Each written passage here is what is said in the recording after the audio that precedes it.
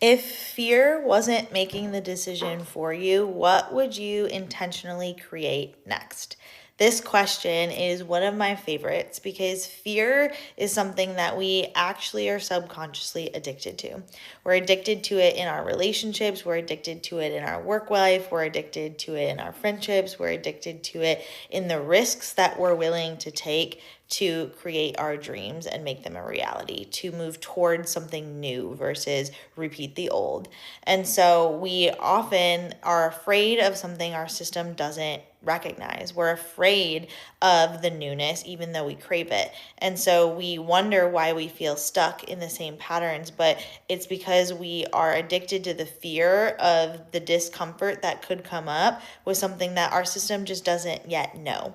And so ask yourself again, if fear wasn't making the decision for you, let's just break that down. We give our power to our fear so much more than we recognize. We become victim to our fear. We become victim to our mind. We become victim to these past parts of self. And we don't even recognize it because we are so used to these parts of ourselves. We're so used to these patterns. We're so used to seeing relationships happen the way that we find ourselves in them. It's likely that our parents had a similar relationship to the patterns that we show up with in ours. It's likely that we live out the same patterns in our finances that we potentially saw at different parts of our childhood, or we approach work or we approach our routines or our lifestyles similarly to how we were demonstrated, right? There's truth in nature versus nurture. And there's parts of this that are deeply woven into our epigenetics. And there are other aspects that we really learned, and we're a product of our environment. So how are we choosing environments that are inspiring us to not let fear take over, to not let fear make the decision for us? And so oftentimes we let fear make the decision for us when our voice or our throat closes and we remain closed. When we notice our heart and our chest tighten and we withdraw anyway. When we have this gut feeling and we suppress it. This is letting fear make the decision for us because our nervous system has wired these signals, right? To say, hey, I want to let you know that something is coming up for you here. And so our bodies are really wise. Our bodies are here to speak to us. And when we let our mind run the same story that it is run, it sends signals to our brain. Our mind and our brain are separate. I just listened to an amazing podcast on that.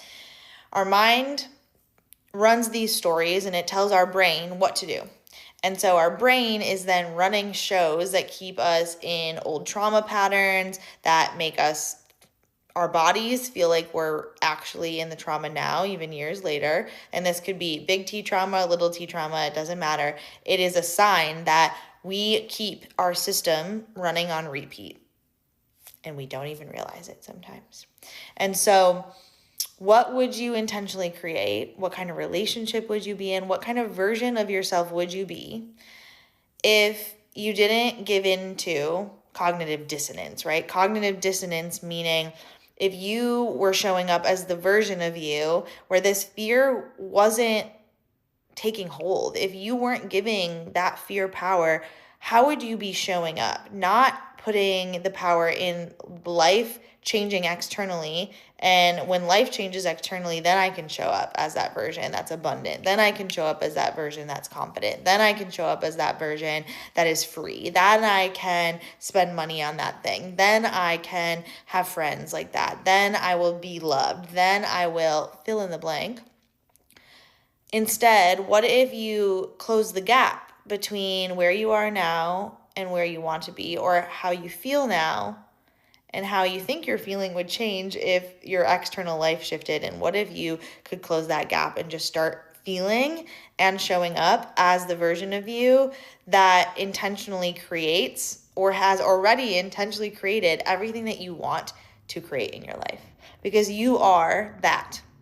You are that. You are that.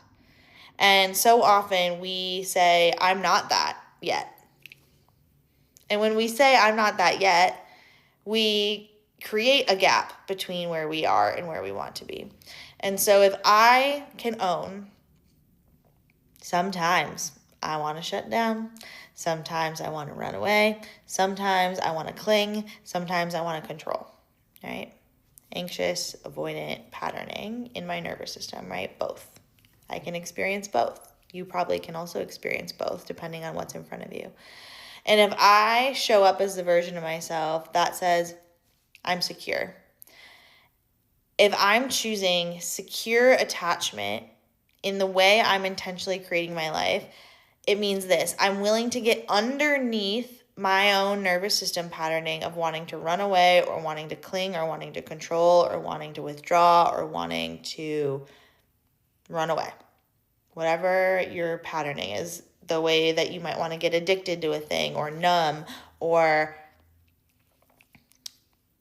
grasp for something.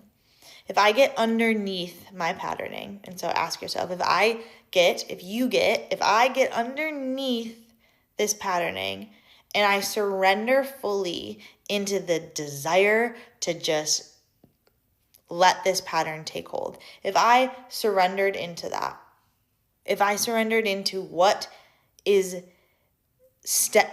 creating that desire to numb, to run, to withdraw, and I trust that it's trying to teach me something, there's something that can happen when we let go.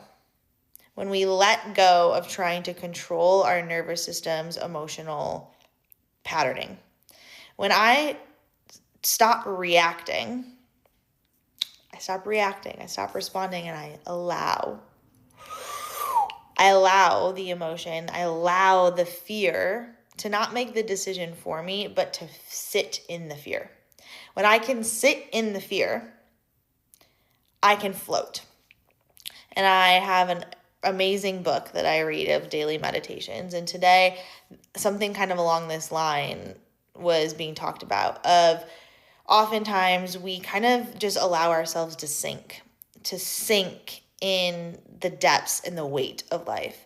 And we need to be able to go to the depths to see our patterns, to gain awareness. But if we let it bring us down and we live in that low depth or that low vibration or that negativity or that trauma, if we stay connected to the same stories that we're sick of in our relationship, in our work life, and in our families, we recreate that every day. So instead, what if we could gain the awareness, go to the depths, and then put our hands up and say, I'm not reacting. I'm surrendered to the lesson in this, to the teaching in it, to the emotion that's running through my body. And if I can surrender to it, what happens is you start floating. You can start lifting your awareness, your vibration, your patterns into something that's secure, because what is required in secure attachment is detachment. Detachment from control, detachment from your nervous system patterns, detachment from the outcome. And when we detach from the outcome of what if this relationship doesn't work? Are they going to leave me? What if I'm not going to have enough money? Am I going to be homeless? What if I pissed them off and they hate me and I'm going to lose that friendship? Or whatever it may be, fill in the blank with a fear that you have. What if I'm going to fail? What if I'm not safe? If we detach from the intensity of that, of wanting a certain outcome, we open our field up to something much greater, and that is the trust that's required for security. The trust that's required for secure attachment means it's not all up to us. We don't have to have control. There's something much greater at play. And so if fear was not making decisions for you, what would you intentionally create? Get into that energy.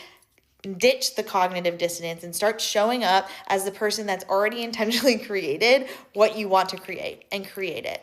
Start putting those things in motion and be the energy that you want to be. Show up as that version of yourself, and let me know how this transforms your relationships. Where are you noticing fear in your relationships? Where are you noticing fear in your bank account? Where are you noticing fear in the risks that you want to take on your life? And let's start showing up as them.